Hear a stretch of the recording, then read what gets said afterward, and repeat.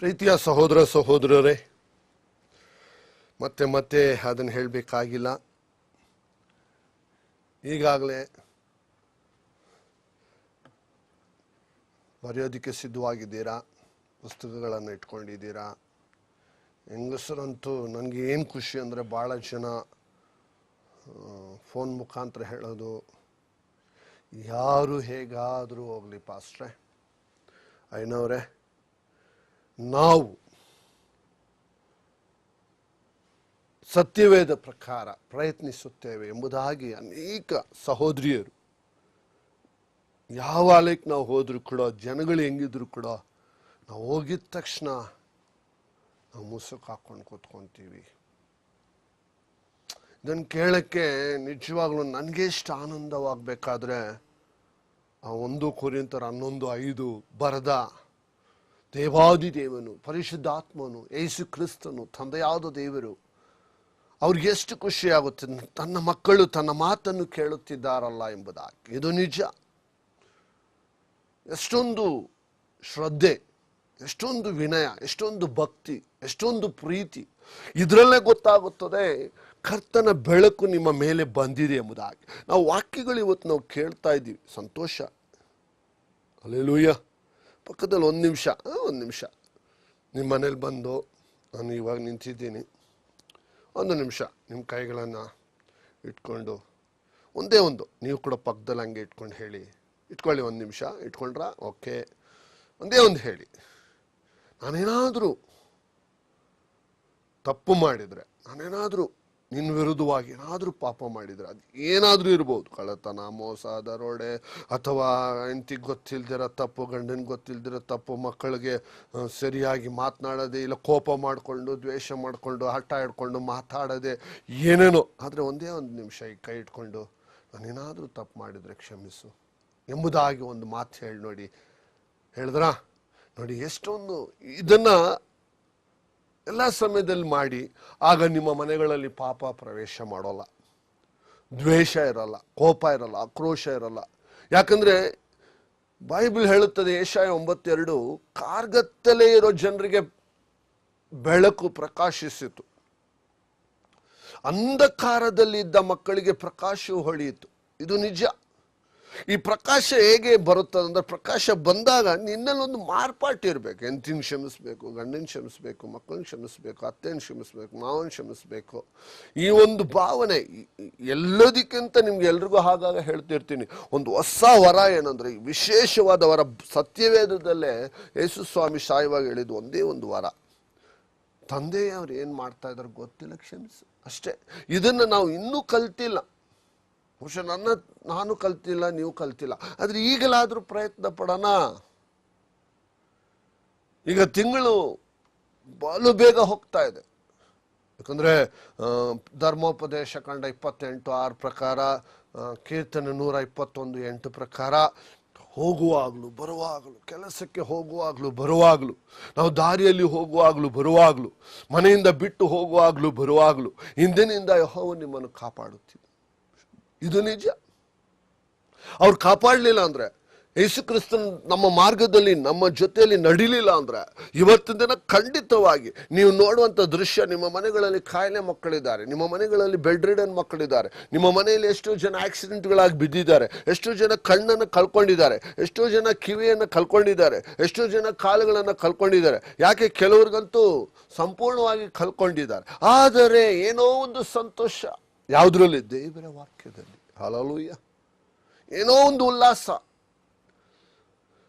ನಿಜವಾಗ್ಲೂ ಹೇಳ್ತೀನಿ ನೋಡಿ, ಯಾರೋ ಫೋನ್ ಮಾಡ್ತಾರೆ, ಪ್ರಾರ್ಥನೆ ಮಾಡಿದ ನಿಮಿಷದಲ್ಲೇ ನಾನು ಚೆನ್ನಾಗಿದ್ದೀನಿ ಅಂತಾರೆ, ನಮ್ಗೆ ಆಶ್ಚರ್ಯ.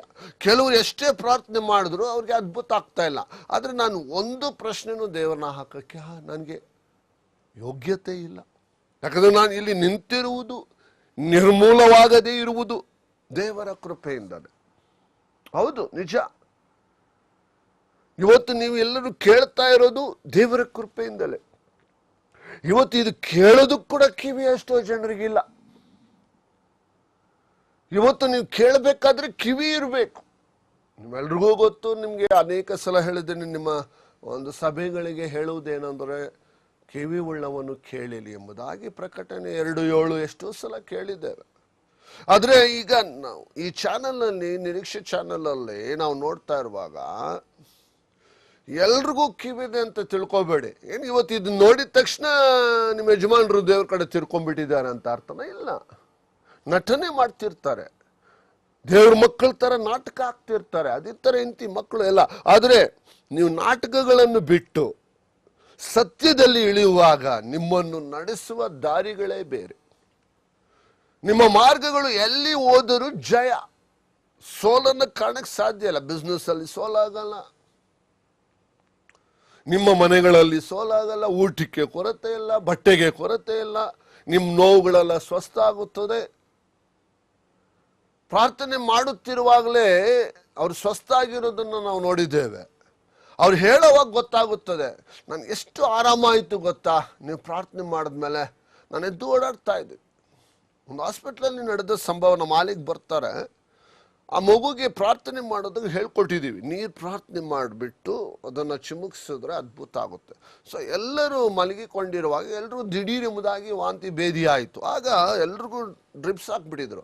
ಆದರೆ ನಮ್ಮ ಮಾಲಿಕ್ ಬರೋ ಸಹೋದರಿ ಏನು ಮಾಡಿದ್ರು ಅಂದರೆ, ನೀರು ತಗೊಂಡು ಎಲ್ಲರ ಮೇಲೆ ಚಿಮುಕಿಸ್ಬಿಟ್ಟು ಪ್ರಾರ್ಥನೆ ನೀರನ್ನು ಚಿಮುಕಿಸ್ಬಿಟ್ಟು ಮೌನ ತಾಳಿದಳು. ಅದ್ರ ಮರು ದಿವಸ ಎಲ್ಲ ಎದ್ದು ಓಡಾಡ್ತಿದ್ದಾರೆ. ಹಲ್ಲೆಲೂಯಾ. ನಾನೇ ಬರಬೇಕು, ನೀವೇ ಬರಬೇಕು ಅನ್ನೋದು ಎಲ್ಲೂ ಇಲ್ಲ. ಯಾರು ಯೇಸು ಕ್ರಿಸ್ತನಿಗಾಗಿ ಸಿದ್ಧವಾಗಿದ್ದಾರೆ ಎದ್ದೇಳಿರಿ. ಪುನರುತ್ಥಾನವಾದರು. ಮತ್ತೆ ನೋಡಿದ್ರೆ 7 ವಾಕ್ಯಗಳು. ಇನ್ನೂ ಈ ಒಂದು ಟ್ರೆಡಿಷನ್ಸ್ ಅಲ್ಲಿ, ಈ ರಿಲಿಜಿಯಸ್ ವೇ ಅಲ್ಲಿ ಇದ್ದೀರಿ. ಆದ್ರೆ ವಚನ ಹೇಳ್ತದೆ, ನಾನು ಆಗಿದ್ದಾಗೋಯ್ತಯ್ಯ, ಪುನರುತ್ಥಾನ ಆಗಿದ್ದಾಯ್ತು, ಇನ್ನೂ ಶಿಲ್ಬೆ ನೋಡ್ಕೊಂಡು ಅಳ್ತಿರಲ್ಲ, ಇನ್ನು ಹಿಂಗೆ ಕಾಲ ಕಳೀತಾ ಇದ್ದೀರಲ್ಲ, ಇನ್ನು ಯಾಕೆ ಏಸಪ್ಪ ಯಾಕೆ ನೀನು ಹಿಂಗೆಲ್ಲ ಬಾಧೆ ಪಟ್ಟೆ ಅಂತ ಹೇಳಿ ನೀವು ಯಾಕೆ ಕಣ್ಣೀರಿಡ್ತೀರಾ? ನೀವೆದ್ದೋಳಿ, ನೀವು ಪುನರುತ್ಥಾನವಾಗಿರಿ. ಯೇಸು ಕ್ರಿಸ್ತನ ಇವತ್ತೊಂದು ದಿನ ನಿಮ್ಮ ಭಾಗದಲ್ಲಿ ನಿಂತ್ಕೊಳ್ಳುವಾಗ ಒಂದೇ ಒಂದು ಪ್ರಶ್ನೆ ಹೇಳ್ತಾರೆ, ನೀನು ಪುನರುತ್ಥಾನ ಆಗಿದ್ಯಾ? ನೀನು ದೇವ್ರ ಕಡೆ ತಿರ್ಕೊಂಡಿದ್ಯಾ? ನೀನು ದೇವ್ರ ಕೆಲಸ ಮಾಡ್ತಾ ಇದೀಯಾ? ನನ್ನನ್ನ ಇತರರಿಗೆ ಪರಿಚಯ ಮಾಡ್ತಾ ಇದೀಯಾ? ಹೋಗಿ ಸಾರ್ತಾ ಇದ್ದೀರಾ? ಸಕಲ ಜನರಿಗೆ ಶಿಷ್ಯರನ್ನಾಗಿ ಮಾಡ್ತಾ ಇದ್ದೀರಾ ಎಂಬ ಪ್ರಶ್ನೆ ಉಳಿದಿದೆ. ಎಲ್ಲಿ ನೋಡಿದ್ರು ಈ ವಚನ ಈ ವಚನ ಎತ್ಕೊಂಡ್ಬಿಟ್ಟು ಪುನರುತ್ಥಾನವಾದ್ರು. ಆದ್ರೆ ನೀನು ಯಾವಾಗ ಪುನರುತ್ಥಾನ ಆಗ್ತಿ? ನಿನ್ ಮೇಲೆ ಯಾವಾಗ ಬೆಳಕು ಬರುತ್ತೆ? ನೀನು ಯಾವಾಗ ಎದ್ದೋಳ್ತೀಯ? ಹಿಂಗೇ ಟಿವಿ ಮುಂದೆ ಕುತ್ಕೊಂಡು ಕೇಳ್ತಾ ಇರ್ತೀಯಲ್ಲ, ಇನ್ನು ಅನೇಕ ಜನರು ಬನ್ನಿ ಇಲ್ಲಿ ಕುತ್ಕೊಂಡು ಕೇಳ್ರಿ ಅಂತ ಹೇಳಿದ್ರು ಏನಾದ್ರು ಮಾಡ್ತೀರಾ? ಇಲ್ವಲ್ಲ. ಸೇರಿಸ್ಬೇಕು. ನಿಮ್ ಕೈಯಲ್ಲಿ ಎಲ್ಲ ಜನರನ್ನ ಇಲ್ಲಿ ಬಂದು ಕೇಳ್ರಿ, ಎಷ್ಟು ಚೆನ್ನಾಗಿದೆ, ನಮ್ಮ ಮನೆಗಳೆಲ್ಲ ಸರಿ ಹೋಗುತ್ತದೆ ಅಂತ ಹೇಳಿ ನೀನು ವಾಕ್ಯ ಸಾರಬೇಕು. ಆಲಿಕ್ಕೆ ಹೋಗೋದಂತೆ, ಕೂತ್ಕೊಳ್ಳೋದು ಬರೋದಂತೆ, ದಿನ 6 ದಿವಸ ಇಷ್ಟ ಬಂದಂಗೆ ಸುತ್ತೋದಂತೆ, ಯಾಮಾರಿಸೋದಂತೆ, ತಿನ್ನೋದಂತೆ, ತೇಗೋದಂತೆ. ಯೋಚನೆ ಮಾಡಿ ನೋಡಿ, ನಾವು ಮಾಡುವ ಕಾರ್ಯ ಏನಾದ್ರೂ ದೇವರಿಗೆ ಅತಿ ಪ್ರಿಯವಾಗಿದೆಯಾ? ದೇವರಿಗೆ ಇಷ್ಟವಾಗಿದೆಯಾ? ದೇವರನ್ನ ನಂಬುವಂತ ಕಾರ್ಯವಾಗಿದೆಯಾ? 6 ದಿವಸಗಳು ನೀವು ಕೆಲಸ ಮಾಡ್ತೀರಿ, ಅದು 7 ದಿವಸಗಳು ಕೆಲಸಕ್ಕೆ ಹೋಗ್ತೀರಲ್ಲ. ಇದು ಹೇಗೆ ನಿಮ್ಮ ಮನಸ್ಸು ಒಪ್ಪಿಕೊಳ್ಳುತ್ತದೆ? ನೀವು ಹೇಗೆ ಭಾನುವಾರ ತಪ್ಪಿಸ್ಕೊಳ್ತೀರ ಅನ್ನೋದೇ ನನ್ಗೆ ಅರ್ಥ ಆಗ್ತಾ ಇಲ್ಲ. ಮೊದಲನೇ ದಿನ ಎಲ್ಲರೂ ಕೂಡ್ತಾ ಇದ್ರಂತೆ ಸಭೆಯಲ್ಲಿ, ಕೊನೆಯ ದಿನ ಕೂಡ ಕೂಡ್ತಾ ಇದ್ರಂತೆ. ಆದ್ರೆ ದೇವ್ರು 6 ದಿವಸ ಕೆಲಸ ಮಾಡಿದ್ರು. ಆದಿಕಾಂಡ ನೀವು 1, 2, 3 ನೋಡುವಾಗ, ನೀನು ಯಾರು, ನಿನ್ಗೆ ಹೇಗೆ ಜೀವ ಬಂತು, ನೀನು ಹೇಗೆ ಬದುಕುವ ಪ್ರಾಣಿಯಾದೆ, ನೀನು ಹೇಗೆ ನಿನ್ನ ಪಾಪಗಳು ನಿನ್ನ ಶರೀರಕ್ಕೆ ಹೇಗೆ ಪ್ರವೇಶ ಮಾಡಿತು, ಬೇಡ ಎಂದು ಹೇಳಿದಂತ ಒಂದು ಹಣ್ಣನ್ನು ಹೇಗೆ ತಿಂದ, ಹೆಂಡತಿ ಮಾತನ್ನು ಕೇಳಿ ಪಾಪ ಭೂಮಿಗೆ ಹೇಗೆ ಬಂತು, ಮನುಷ್ಯನ ಸ್ವರೂಪವೇನು, ದೇವ ಸ್ವರೂಪವೇನು, ದೇವ ಸ್ವರೂಪವಿದ್ದಾಗ ಒಳ್ಳೆದನ್ನ ಮಾತ್ರ ಆ ಸ್ವರೂಪದಲ್ಲಿ ತೋರಿಸಿದಾಗ ಅದು ಒಳ್ಳೆದನ್ನು ಕೆಟ್ಟದನ್ನ ಅರಹುಟ್ಟುವಂತ ಒಂದು ಮರವನ್ನ ಯಾಕೆ ಇಟ್ರು? ನನ್ನ ಮಾತನ್ನು ಕೇಳುತ್ತಾನ ಎಂಬುದಾಗಿ ಅಷ್ಟೇ ಹೊರತು ಅದರಲ್ಲಿ ಪಾಪ ಬಂದಿಲ್ಲ. ನೀನು ದೇವರ ಮಾತನ್ನು ಕೇಳದೆ ಕಾರಣ ದೇವರಿಂದ ನೀನು ದೂರ ಆಗಿದ್ದೀಯ ಅಷ್ಟೇ. ಈಗಲೂ ಕೂಡ ದೇವರ ಮಾತನ್ನ ಕೇಳಿ ನೋಡ್ರಿ, ನಿಮ್ಮ ಮನೆಗಳಲ್ಲಿ ಶ್ರದ್ಧೆ ಬರುತ್ತದೆ, ಭಯ ಬರ್ತದೆ, ನಿಮ್ಮ ಕುಟುಂಬಗಳು ಒಂದಾಗುತ್ತದೆ. ಹಲ್ಲೆಲೂಯಾ. ಇವತ್ತು ನೀವು ಈ ಜಾಗದಲ್ಲಿ ಕೂತ್ಕೊಂಡು ಕೇಳೋದಕ್ಕೆ ಕೂಡ ಒಂದು ಮನಸ್ಸು ಬರಬೇಕು. ಸುಮ್ಮನೆ ಬಂದು ಯಾರು ಕೂತ್ಕೊಳ್ಳೋಕ್ಕಾಗಲ್ಲ. ಎಷ್ಟೋ ಜನರು ವಾಕ್ಯ ಸಾರ್ತಾರೆ, ಅದು ವಾಕ್ಯವಾಗಿ ಉಳಿದಿದೆ, ಕಾರ್ಯರೂಪಕ್ಕೆ ಯಾವಾಗ ಬರುವುದು? ಇದು ನನಗೆ ಏನಂದ್ರೆ ಕಾರ್ಯರೂಪಕ್ಕೆ ಬರಬೇಕು. ನಿಮ್ಮೆಲ್ರಿಗೂ ಗೊತ್ತು, ಒಂದು ಗೌಡ ಕುಟುಂಬದಲ್ಲಿ ಹುಟ್ಟಿದಂಥ ಮನುಷ್ಯ, ಒಬ್ಬ ಅನ್ಯ ಮನುಷ್ಯ, ಇದೇ ಒಂದು ನಿರೀಕ್ಷೆ ಚಾನಲ್ ಹತ್ರ ಒಂದು ದೇವಸ್ಥಾನ ಇದೆ. ಆ ಒಂದು ಆಂಜನೇಯ ದೇವಸ್ಥಾನದಲ್ಲಿ ನಾನು ದಿನ ಬೆಳಗ್ಗೆ 6 ಗಂಟೆಯಿಂದ 10 ಗಂಟೆಗಳನ್ನ ಭಜನೆ ಮಾಡಿದವನು. ಆ ಭಾನುವಾರ ಆ ದೇವಸ್ಥಾನದಲ್ಲಿ ಇದ್ದವನು. ಆದರೆ ಇವತ್ತೊಂದಿನ ಭಾನುವಾರ ನನ್ನ ಕರ್ತನು ದೇವಾದಿ ದೇವನು ನನ್ನನ್ನು ಸೃಷ್ಟಿ ಮಾಡಿದ ಅಂಗಗಳನ್ನು ಸೃಷ್ಟಿ ಮಾಡಿದ ದೇವರ ಸನ್ನಿಧಾನದಲ್ಲಿ ನಿಮ್ಮಲ್ಲಿ ವಾಕ್ಯಗಳನ್ನು ಸಾರುತ್ತಿದ್ದೇನೆ. ಇದು ಸತ್ಯವನ್ನು ತಿಳಿಸ್ತಾ ಇದ್ದೇನೆ. 8:32 ಪ್ರಕಾರ ಯೋಹಾನ, ಸತ್ಯವನ್ನು ಹೇಳಿರಿ, ಸತ್ಯ ಬಿಡುಗಡೆ ಕೊಡುತ್ತದೆ. ನಿಮ್ಮ ಮೇಲೆ ಬೆಳಕು ಬರಬೇಕು. ಯೋಹಾನ 1:5 ಬೆಳಕು ಬೆಳಕು ಬೆಳಕು ಬೆಳಕು ಬೆಳಕು. ಹಲ್ಲೆಲೂಯಾ. ನಿಮ್ಮ ಮೇಲೆ ಬೆಳಕು ಬಹಳ ಮುಖ್ಯ. ಬೆಳಕಿಲ್ಲದೆ ನೀನು ಯಾವ ಕೆಲಸ ಮಾಡಕ್ಕಾಗಲ್ಲ. ನೋಡಿ, ಈಗ ತಾನೇ ಆಗ ಸಿಡಿಲು ಹೊಡೀತು, ಮಳೆ ಬಂತು 3 ದಿವಸಗಳು. ಭಾನುವಾರದ ದಿನ ಎಲ್ಲರೂ ಪುನರುತ್ಥಾನದ ಬಗ್ಗೆ ಮಾತನಾಡಿ, ಅವತ್ತು ರಾತ್ರಿ ಭಯಂಕರವಾದಂಥ ಸಿಡಿಲು ಹೊಡೀತು. ಅದು ಇನ್ನೂ ಹಾಗೆ ಮತ್ತೆ ಭಾನುವಾರ, ಮತ್ತೆ ಸೋಮವಾರ, ಮತ್ತೆ ಮಂಗಳವಾರ. ಹಲ್ಲೆಲೂಯಾ. ಕರ್ತನು ಮಾಡಿದ ಕಾರ್ಯ. ನೀನು ಮೊರೆ ಇಡುವಾಗ ಮಳೆ ಬರುತ್ತದೆ. ನೀನು ಮೊರೆ ಇಡುವಾಗ ನೀನು ಸ್ವಸ್ಥ ಆಗ್ತೀಯ. ನೀನು ಮೊರೆ ಇಡುವಾಗ ಅದ್ಭುತಗಳಾಗುತ್ತದೆ. ನೀನು ಮೊರೆ ಇಡುವಾಗ ದೇವರು ನಿನ್ನ ಪ್ರಾರ್ಥನೆಯನ್ನು ಕೇಳಿ ಬಿಡುಗಡೆ ಕೊಡುತ್ತಾರೆ. ಸತ್ತೋಗಿರೋರು ನೋಡಿ ಅಳ್ತಾ ಇರ್ತಾರೆ. ಸತ್ತೋರ್ನ ಬಿಟ್ಟು ನೀನು ಎದ್ದು ಬಾ. ಆ ಮಣ್ಣು ಮಾಡ್ಕೊಳ್ಳುತ್ತೆ. ನೀನು ಹಳೆದನ್ನು ನೆನಪು ಮಾಡಿಕೊಳ್ಳಬೇಡ. ಹಳೆದರಲ್ಲಿ ಒಳ್ಳೆದನ್ನು ನೆನಪು ಮಾಡಿಕೊ. ಅದು ನಿನ್ನನ್ನು ಒಳ್ಳೆ ಕಾರ್ಯಕ್ಕೆ ನಡೆಸುತ್ತದೆ. ಕೆಟ್ಟದನ್ನು ನೆನಪು ಮಾಡಿಕೊಂಡರೆ ಕೆಟ್ಟ ಕಾರ್ಯಗಳನ್ನು ನಡೆಸುತ್ತದೆ. ಯಾವಾಗಲೂ ಒಳ್ಳೆದನ್ನ ಬಯಸು. ಯಾವ ಬೋಧಕರು ಬೋಧಿಸಿದರೂ ಅದರಲ್ಲಿ ಒಳ್ಳೆದನ್ನು ಸ್ವೀಕಾರ ಮಾಡು. ಅಹಂಕಾರ ಪಡಬೇಡ. ದ್ರೋಹಿಗಳಾಗಿ ನಾವು ನಡೆಯಬಾರದು. ನಾವು ಮಾತನಾಡುವ ಒಂದೊಂದು ವಾಕ್ಯ ನಮಗೆ ಜೀವವಾಗಿರಬೇಕು, ಅದ್ಭುತವಾಗಿರಬೇಕು. ನಾವು ಮನೆಗಳಲ್ಲಿ ಮುಖ್ಯವಾಗಿ ಸಮಾಧಾನಗೊಳ್ಳಬೇಕು. ಒಬ್ಬರಲ್ಲಿ ಒಬ್ಬರು ಅನ್ಯೋನ್ಯತೆ ಇರಬೇಕು. ಕುಟುಂಬವನ್ನು ಸಾಗದ ಮನುಷ್ಯ ಸಭೆಯನ್ನು ಹೇಗೆ ಸಾಗಿಸುತ್ತಾನೆ? 1 ತಿಮೋಥಿ 3:4 ಮೊದಲು ಕುಟುಂಬವನ್ನು ನಿಲ್ಲಿಸು, ಆಮೇಲೆ ಸಭೆಯನ್ನು ನಿಲ್ಲಿಸಬಹುದು. ಕುಟುಂಬವನ್ನು ಕಾಪಾಡಿಕೊಳ್ಳುವಂತ ಒಬ್ಬ ಬೋಧಕನು, ಕುಟುಂಬವನ್ನು ಕಾಪಾಡಿಕೊಳ್ಳುವುದಂತ ಒಂದು ಪ್ರಚಾರಕನು, ಕುಟುಂಬವನ್ನು ಕಾಪಾಡಿಕೊಳ್ಳುವುದಂತ ಒಂದು ಭಕ್ತನು, ಕುಟುಂಬವನ್ನು ನೋಡಿಕೊಳ್ಳದಂತ ಒಂದು ಸಮಸ್ಯೆ ಉಳ್ಳವನು ಹೇಗೆ ಹೋಗಿ ವಾಕ್ಯ ಸಾರಲು ಸಾಧ್ಯ? ಏನೋ ಇಷ್ಟು ದಿವಸ ನಿನಗೆ ಮದುವೆ ಆಗಿಲ್ಲ, ಮದುವೆ ಆದ ನಂತರ ಕೂಡ ನಿನ್ನಲ್ಲಿ ಮಾರ್ಪಾಟಿಲ್ಲ ಅಂದ್ರೆ ದೇವರು ಹೇಗೆ ತಾನೆ ನಿನ್ನಲ್ಲಿ ಒಲಿಯುತ್ತಾನೆ? ಯೋಚನೆ ಮಾಡಿ ನೋಡಿ. ಇವತ್ತಿನ ಸಂಸಾರಗಳಲ್ಲಿ ಬಹಳ ಪ್ರಶ್ನೆ ಇದು. ಫಸ್ಟ್ ಕುಟುಂಬ, ಆಮೇಲೆ ದೇವ್ರ ಕೆಲಸಗಳನ್ನ ಮಾಡ್ತಾ ಇದ್ದಿದ್ರು, ದೇವ್ರು ನಿಮ್ಮಲ್ಲಿ ಒಲಿತಾ ಇದ್ದ. ಕುಟುಂಬಗಳನ್ನು ಮರೆತು ಎಲ್ಲಾ ಕೆಲಸ ಮಾಡಿದ್ರೆ ಹೇಗೆ ಇದು ಸಾಧ್ಯ? ನಿನ್ನ ಮನಸ್ಸು ಹೇಗೆ ತಾನೇ ಒಪ್ಪಿಸಿತು? ಯೋಚನೆ ಮಾಡಿ ನೋಡಿ. ಈ ಜಾಗದಲ್ಲಿ ಕೂತಿರುತ್ತಿರುವಾಗಲೇ ಬೆಳಕು ಮುಖಗಳಲ್ಲಿ ಹೊಡಿತಾ ಇದೆ. ಕಾರಣ ಏನು? ನೀನು ಮನಸ್ಸಂತರ ಪಡ್ತಾ ಇದ್ದೆ. ನಿನ್ನ ಹೇಳಲಾಗದಂತ ಕಣ್ಣೀರು ನಿನ್ನಲ್ಲಿ ಬರ್ತಾ ಇದೆ. ಅಯ್ಯೋ, ನಾನು ಎಷ್ಟು ತಪ್ಪು ಮಾಡಿಬಿಟ್ಟೆ. ಈ ವಾಕ್ಯಗಳು ಮುಗಿದ ನಂತರವೇ ಒಂದು ಸಹೋದರನು ಹೇಳಿದ್ದು, ನನ್ನ ಹೆಂಡತಿನ ನಾನು ಇವಾಗವರೆಗೂ ಕ್ಷಮಿಸಲಿಲ್ಲ. ಅದ್ರ ವಾಕ್ಯ ಕೇಳ್ತಾ ಇರುವಾಗ ನನ್ನಲ್ಲಿ ಒಂದು ಪ್ರೇರಣೆ ಆಯ್ತು, ಯಾಕೆ ನನ್ನ ಹೆಂಡತಿನ ಕ್ಷಮಿಸ್ಬಿಟ್ಟು ನಾನು ಒಂದಾಗಬಾರ್ದು? ಹಲ್ಲೆಲೂಯಾ. ಇದು ನಿಜ, ನಡೆದ ಸಂಭವಗಳು, ನಡೆದ ಘಟನೆಗಳು. ಕುಟುಂಬಗಳು ಹೊರದೋಗಿರೋದಲ್ಲ. ಈ ಒಂದು ಚಾನಲ್ ನೋಡಿದಂತ ಮಕ್ಕಳು ವಾಕ್ಯ ಕೇಳಿ ಕೇಳಿ ಕೇಳಿ ಕುಟುಂಬಗಳು ಒಂದಾಗ್ತಾ ಇದೆ. ಅದು ನನಗೆ ಸಂತೋಷ. ಎಷ್ಟೋ ಸೇವಕರ ಕುಟುಂಬಗಳು ಹೊಡೆದಾಗಿದೆ. ಅವ್ರು ಹೋಗಿ ಮತ್ತೆ ಅವ್ರ ಹೆಂಡತಿನ ಕರ್ಕೊಂಡ್ ಬಂದಿದ್ದಾರೆ. ಇದು ಸೇವೆ. ಅಯ್ಯೋ, ನನ್ಗೆಲ್ಲ ಜನ ಇದ್ದಾರೆ, ಸಭೆಯಲ್ಲಿ ನೋಡ್ಕೊಂತಾರೆ. ನಿಮ್ಮ ಸಭೆನೂ ನೋಡ್ಕೊಳ್ಳಲ್ಲ, ನಿಮ್ಮನ್ನ ಯಾರು ನೋಡ್ಕೊಳ್ಳಲ್ಲ. ನಿನ್ನ ನೋಡ್ಕೊಳ್ತಾ ಇರೋದು ದೇವಾದಿ ದೇವನು, ರಾಜಾದಿರಾಜನು, ಅದ್ಭುತ ಸ್ವರೂಪನು, ಆಲೋಚನಾ ಕರ್ತನು, ನಿತ್ಯನಾದ ತಂದೆ, ಸಮಾಧಾನ ಪ್ರಭು ಯೇಸು ಕ್ರಿಸ್ತನು ನಿನ್ನ ಜೊತೆಯಲ್ಲಿ ಸದಾಕಾಲವು ನಿನ್ನನ್ನು ಕಾಪಾಡುವವನು, ರಕ್ಷಿಸುವವನು ಮತ್ತು ಆರೋಗ್ಯ ಕೊಡುವವನಾಗಿದ್ದಾನೆ. ನೀನಿಲ್ಲ ಅಂದ್ರೆ ಇನ್ನೊಬ್ರು ನೋಡ್ಕೊಳ್ತಾರೆ. ಇಲ್ಲ, ಸಾಧ್ಯನೇ ಇಲ್ಲ. ದೇವರೇ ಕೊನೆಯವರೆಗೂ ನೋಡ್ಕೊಳ್ಳೋದು. ಆದರೆ ನೀವು ಸರಿಯಾಗಿ ನಡ್ಕೊಳ್ಳೋದಿಕ್ಕೆ ಪ್ರಯತ್ನಿಸ್ರಿ. ನಾವಾಗ್ಲಿ ನೀವಾಗಲಿ ಸರಿ ಇಲ್ಲ ಅಂದ್ರೆ ದೇವರು ನಮ್ಮ ಮನೆಯಲ್ಲಿ ಬಂದು ಕೆಲಸ ಮಾಡಕ್ಕಾಗೋಲ್ಲ. ಸಭೆಗೆ ಹೋಗುತ್ತಿರುವಾಗಲೇ ನಿನ್ನಲ್ಲಿ ಅಭಿಷೇಕ ಇರಬೇಕು. ಕೀರ್ತನೆ 122 ಪ್ರಕಾರ ನಾನು ಸಭೆಗೆ ಹೋಗ್ತೀನಿ ಅಂದ್ರೆ ನಿನ್ನಲ್ಲಿ ಒಂದು ಸಂತೋಷ, ಉಲ್ಲಾಸ. 9 ಗಂಟೆಗೆ ಅಂದ್ರೆ 10 ಗಂಟೆಗೆ ಬರೋದು, 10 ಗಂಟೆ ಅಂದ್ರೆ 11 ಗಂಟೆಗೆ ಬರೋದು, 6 ಗಂಟೆಗೆ ಅಂದ್ರೆ 7:15 ಬರೋದು, ಆಮೇನ್ ಅಂತ ಹೇಳೋ ಸಮಯಕ್ಕೆ ಬರೋದು. ಹೇಗೆ ಸಾಧ್ಯ? ನಿಮ್ಮ ಮನಸ್ಸು ಹೇಗೆ ಒಪ್ಪಿಕೊಳ್ಳುತ್ತದೆ? ಯೋಚನೆ ಮಾಡಬೇಕು. ಯೇಸು ಕ್ರಿಸ್ತನ 30 ವರ್ಷಗಳ ಕಾಲ ಕಾರ್ಪೆಂಟರ್ ಕೆಲಸ ಮಾಡ್ತಾ ಇದ್ರು, ತಂದೆ ತಾಯಿಗೆ ಕೆಲಸ ಮಾಡ್ಕೊಡ್ತಾ ಇದ್ರು, ಆಮೇಲೆ ಸೇವೆಗೆ ಬಂದ್ರು. ಯೋಚನೆ ಮಾಡಿ ನೋಡಿ, ಎಷ್ಟೋ ಸೇವಕರು ಇವತ್ತು ಬಿದ್ದೋಗಿರೋ ಕಾರಣ ಏನು? ದೇವರು ನನಗೆ ಫುಲ್ ಟೈಮ್ ಕರೆದ್ರು ಎಂಬುದಾಗಿ ತನ್ನನ್ನು ತಾನೇ ಮೋಸ ಮಾಡಿಕೊಳ್ಳುತ್ತಾರೆ. ಕೆಲವು ಸಂಸ್ಥೆಗಳು ಅವರಿಗೆ ಯಾವ ತೊಂದರೆ ಇಲ್ಲ, ಅವರಿಗೆ ತಿಂಗಳಿಗೆ ಇಷ್ಟು ಅಂತ ಕೊಡುತ್ತೆ, ಕುಟುಂಬ ನಡೀತಾ ಇದೆ. ನೋಡಿ, ನಾವು ಬಂದು ನಮ್ಮ ಕೆಲಸವಾಯಿತು, ನಮ್ಮ ಆಲಯ ಆಯಿತು, ದೇವರ ವಾಕ್ಯ, ಈ ವಾಕ್ಯ ಎಲ್ಲ ಕಡೆ ಪ್ರಬಲವಾಗುತ್ತಿದೆ. ಹಲ್ಲೆಲೂಯಾ.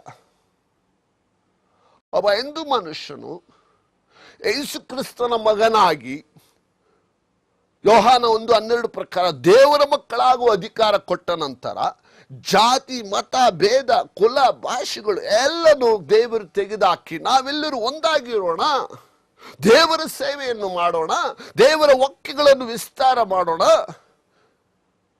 ನಮ್ಮ ಜನರಿಗೆ ಭಾಷೆ ಗೊತ್ತಿಲ್ಲದ ಕಾರಣ ನಮ್ಮ ಭಾಷೆಯಲ್ಲಿ ಹೇಳಿ ಅವ್ರನ್ನ ದೇವರ ಕಡೆಗೆ ತಿರುಗಿಸೋಣ. ಯೋಚನೆ ಮಾಡಿ ನೋಡಿ.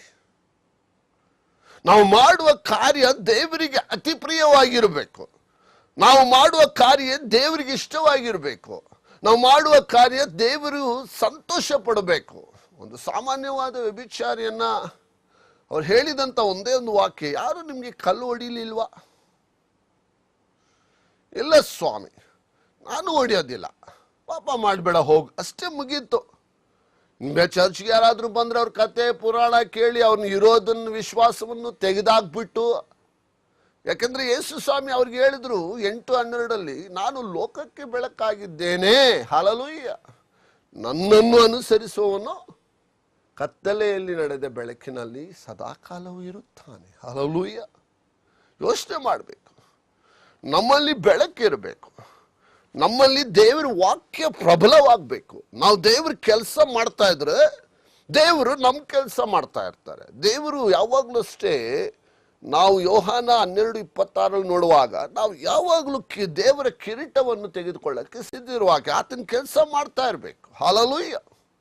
ದೇವರ ಚಿತ್ತಾನುಸಾರವಾಗಿ ನಾವು ನಡೆಯೋದಕ್ಕೆ ಪ್ರಾರ್ಥಿಸ್ಬೇಕು. ನಾವು ಏನ್ ಮಾಡಬೇಕು? ದೇವ, ಇವತ್ತು ನಾನು ಮಾಡ್ತಾ ಇರೋದು ನಿನಗೆ ಇಷ್ಟ ಇದೆಯಾ ಇಲ್ವಾ?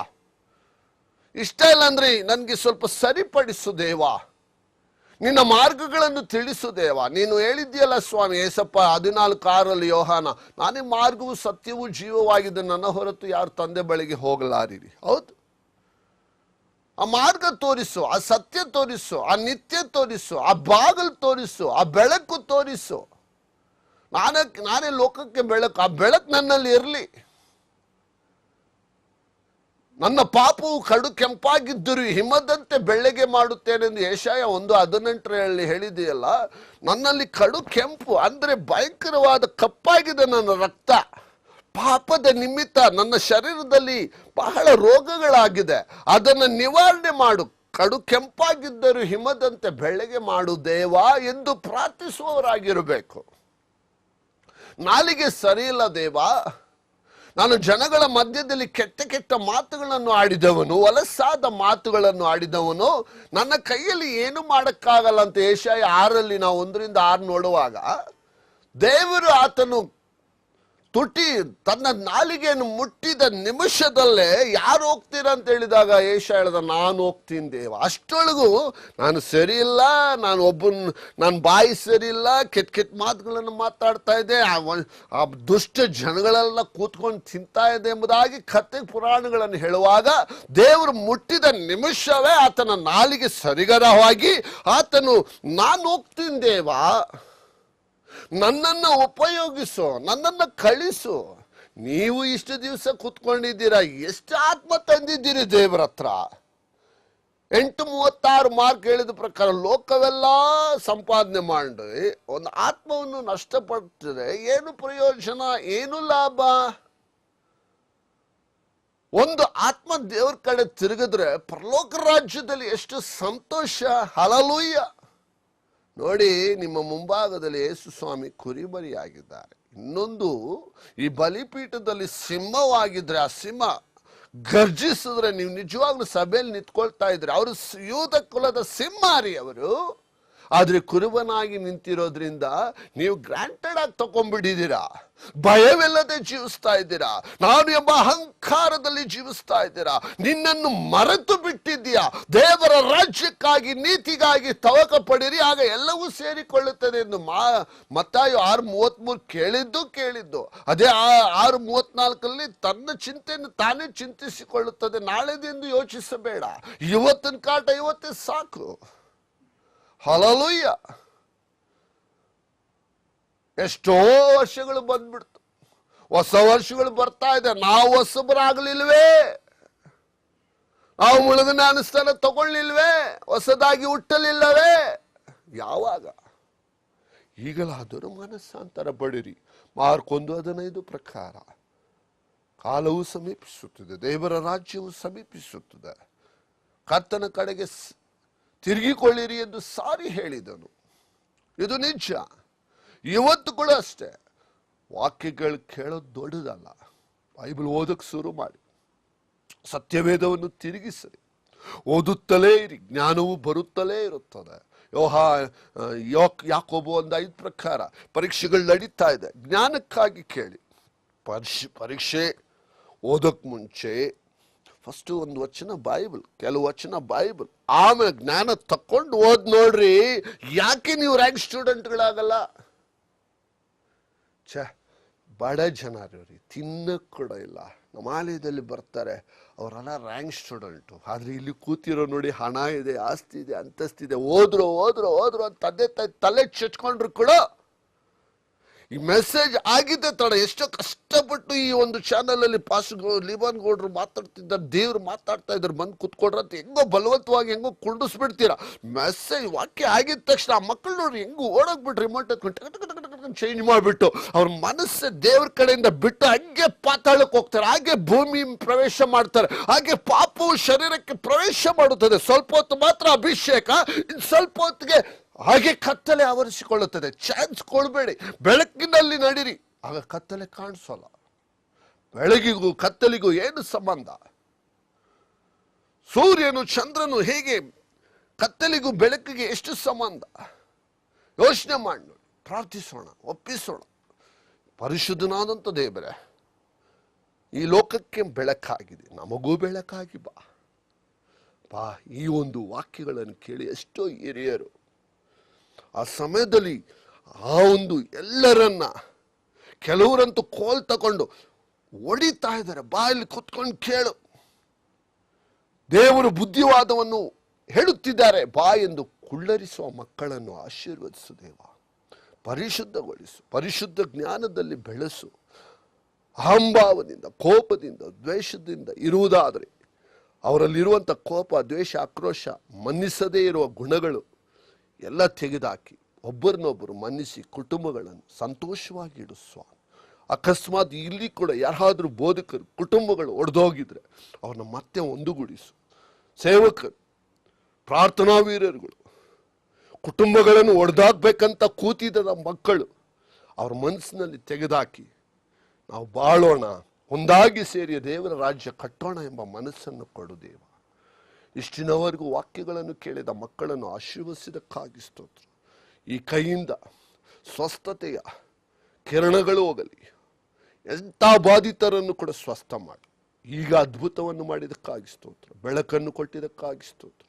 ಚಿಂತಾಭಾರಗಳನ್ನು ತೆಗೆದುಹಾಕಿದಕ್ಕಾಗಿ ಸ್ತೋತ್ರ. ಇನ್ನು ಒಂದೊಂದು ನಿಮಿಷಗಳು ನಿನ್ನ ಮಕ್ಕಳನ್ನು ಕೈ ಹಿಡಿದು ಮುನ್ನಡೆಸಬೇಕೆಂದ ಮುಂದಿನ ಒಂದೊಂದು ಈ ನಿಮಿಷದಿಂದ ನೀನು ಇದ್ದು ನಡೆಸ್ಕೊಡಬೇಕೆಂದಾಗಿ ಯೇಸು ಕ್ರಿಸ್ತ ನಾಮದಲ್ಲಿ ಪ್ರಾರ್ಥನೆ, ಒಳ್ಳೆಯ ಪಿತನೇ, ಆಮೇನ್.